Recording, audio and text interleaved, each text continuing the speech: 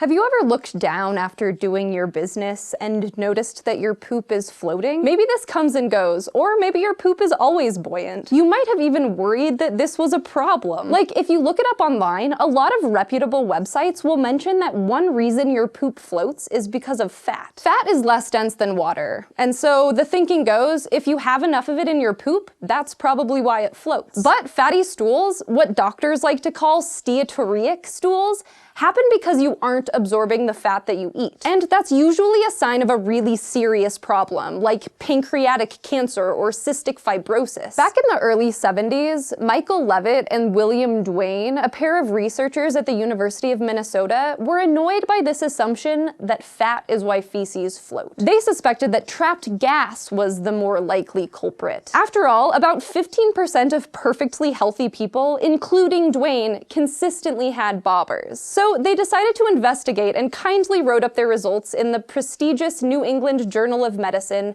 in a paper called Floating Stools: Flatus versus Fat. 33 healthy volunteers, some with floaters, donated samples, along with 6 patients with steatorrhea. The scientists put the specimens in flasks with water to see if they sank. If not, they added pressure to squeeze out any gas and check to see if anything still floated. But even the fattiest poops sank to the bottom when degassed. In fact, the scientists determined that it's almost impossible for a bowel movement to float just because of its fat content. You would need it to be half fat. So gas creates most of the uplift. But what is it, and where is it coming from? Luckily, our gutsy duo also analyzed the poo samples with gas chromatography to separate out the compounds and identify the mysterious gas. It turns out that a big part is methane, the same stuff in natural gas. It's made by special bacteria in the colon called methanogens. Everybody has some of these bugs, but some people seem to have way more.